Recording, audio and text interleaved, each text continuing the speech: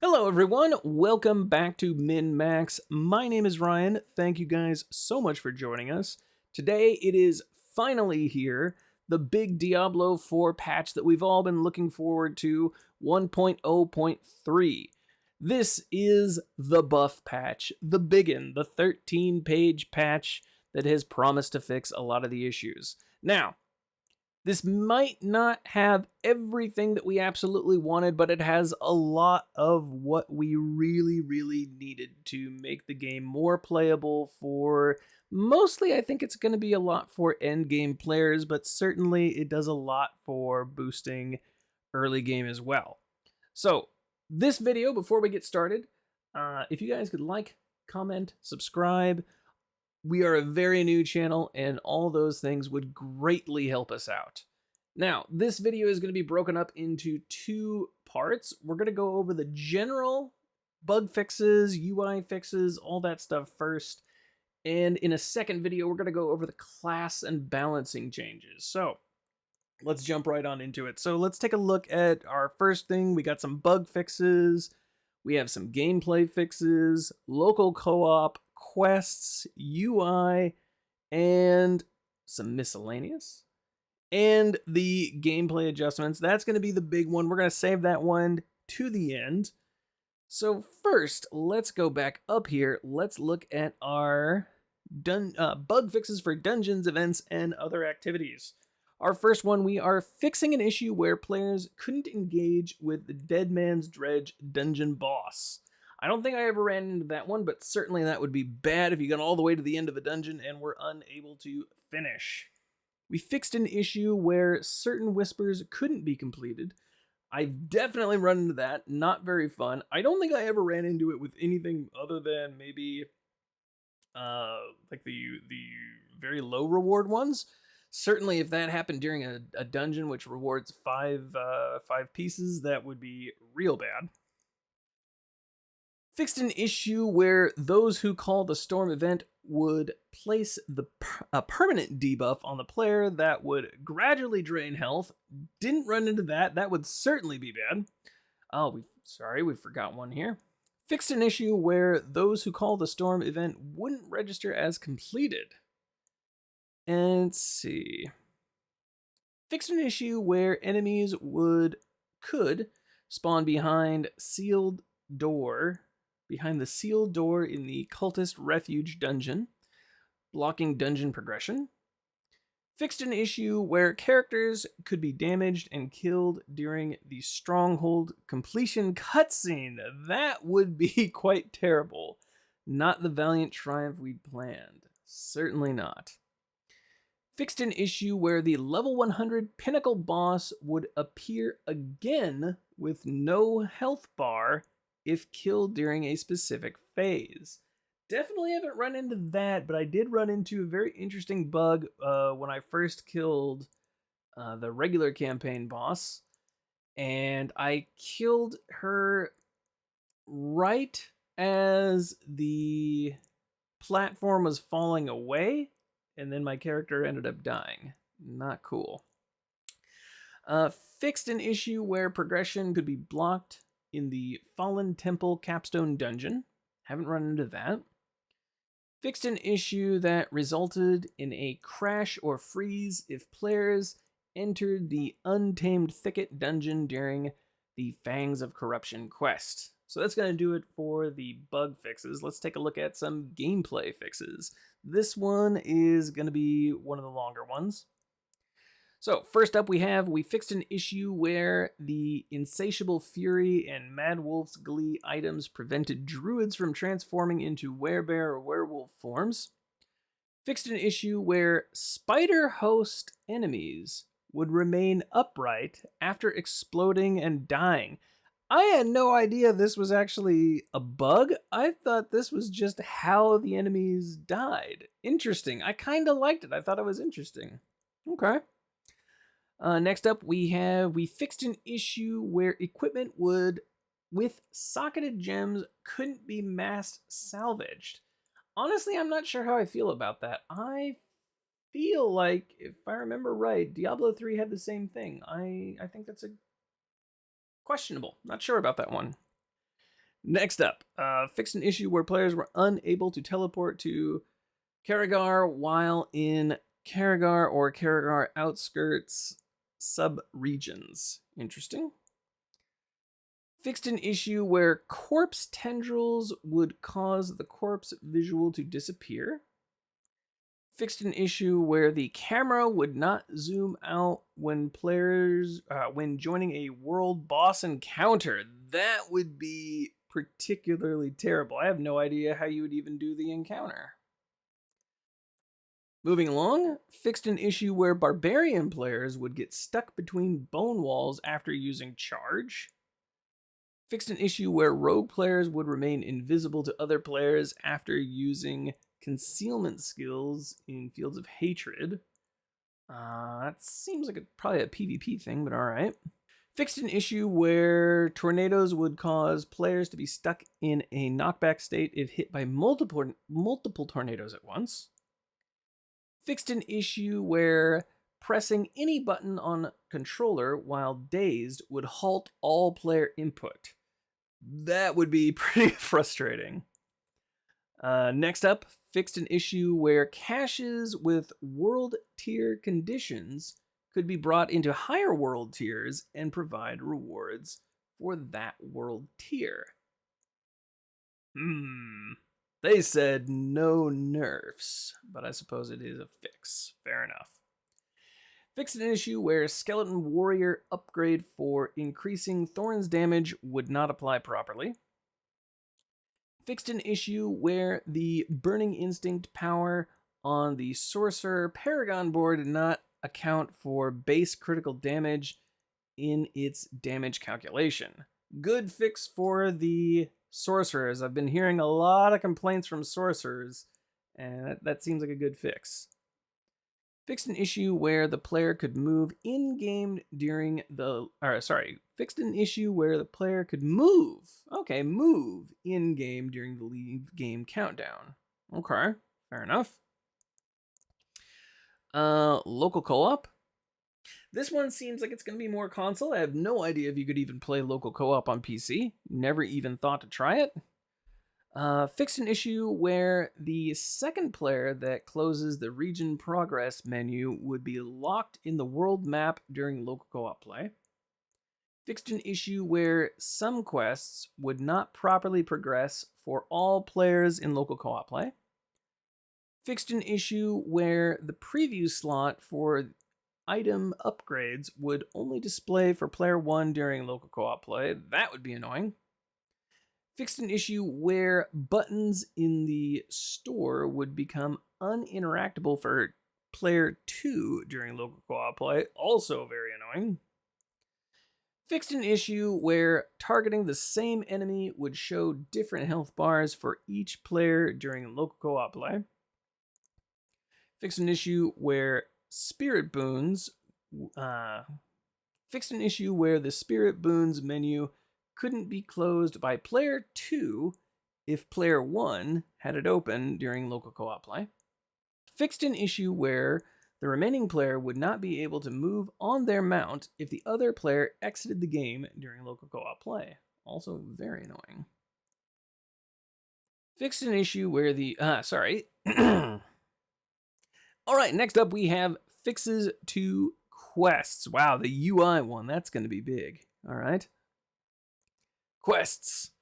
Fixed an issue where the NPC Lochthan could duplicate during multiple cutscenes. Fixed an issue where players would have their progression in the Apex of Misery quest blocked if teleported away and back during the Destroy the Risen Remains objective. This one I definitely ran into, and it was very frustrating. I had to look it up how to fix it, and I really just had to start the quest over. That was pretty terrible. I didn't like that. Fixed an issue where fixed an issue where the player character would get blocked if they sat on a chair to talk to an NPC during the Demon Ledger quest. Fixed an issue where Brol and Mother's Chosen would move oddly during the eavesdropping cutscene if the player was near the broken wall. Players may now re-enter the boss arena after the follower has joined them during the Storming the Gates quest.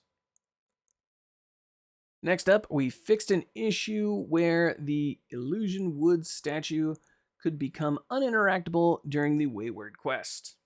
And finally, for quests, fixed an issue where the True Potential Rogue class quest sometimes couldn't properly be completed. Moving along, we have a lot of UI fixes here. Fixed an issue where chat could be expanded even when the chat is not visible. Fixed an issue where the party member's HP bar would appear to be 0 if they left the vicinity of the party while not at full health. I did run into this when playing with Max a while ago. Fixed an issue where the GPU not supported message would display broken text. Fixed an issue where the particles for Druid's spirit boons would persist after closing the associated menu. Fixed an issue where the Xbox controllers were the cross-network play notification would display in-game if cross-network play was disabled. Fixed an issue where disable an empty notification in new players when world bosses appeared.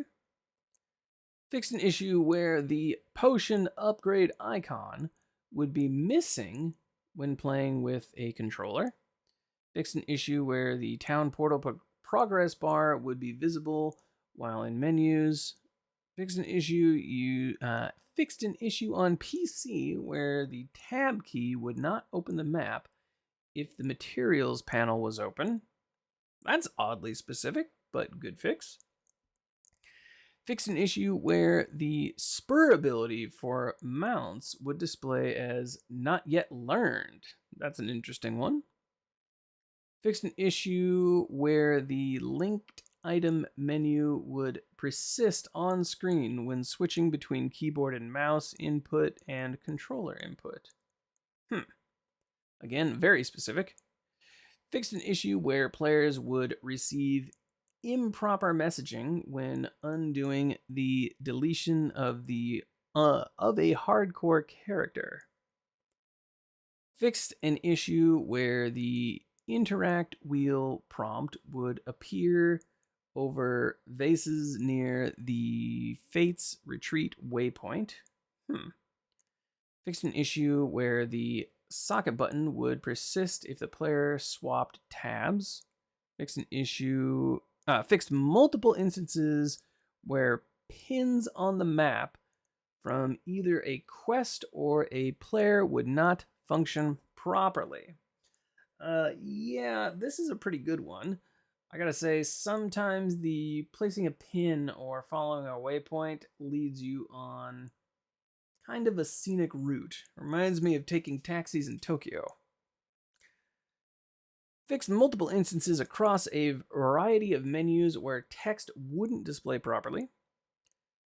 Fixed multiple issues where health bars would not display accurately during PvP activities.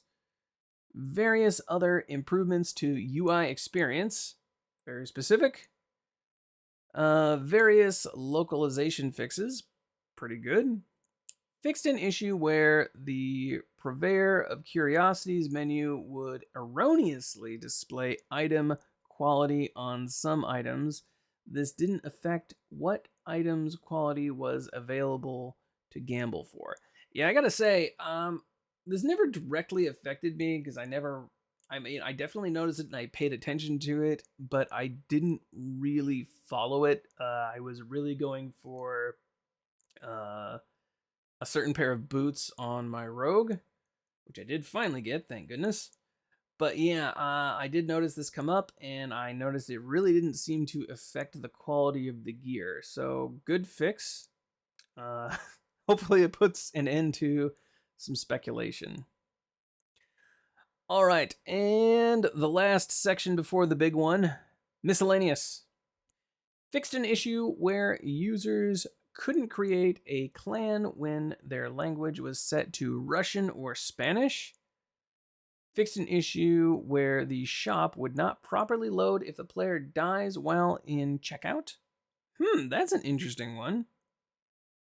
Maybe a dot or something? Interesting. Fixed an issue where multiple cutscenes would not play if the player engaged with them when a party of 3 or more players on Xbox Series X, Xbox One, and PlayStation 4. Fixed an issue where the randomize look and swap body type action in the shop didn't function when viewing cosmetic armor. Fixed an issue where the PlayStation 5 screen reader wouldn't function properly. Okay. Okay, yeah, the screen reader. Gotcha. Fixed an issue where emotes from the shop would not always function when used with a controller. Fixed an issue where the player character's eyes would display improperly during the Lothar's cabin cutscene in the prologue. Okay. That could be creepy. Various stability, performance, and visual improvements across all platforms. Fixed an issue where players using laptops with certain dedicated graphics cards would not be able to play the game. Big fix, actually, it seems. I might have to try loading this on my laptop. I didn't even think... interesting one.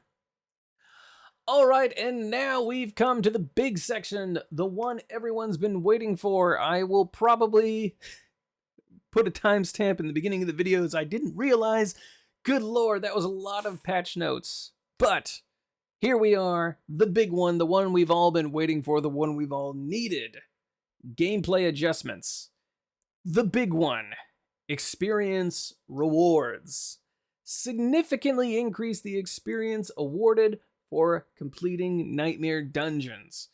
I playtested this a little bit before recording this video. As soon as I got up this morning, I went and checked it, and it feels so much better. First I did a nightmare dungeon that was about my same character level, and the experience felt significantly better. The gear, obviously, about to my character's level. But yeah, the experience was so much nicer. And then I went in and I did a nightmare dungeon that was about 10, 11, 12 levels above my current character level, and it felt so much better.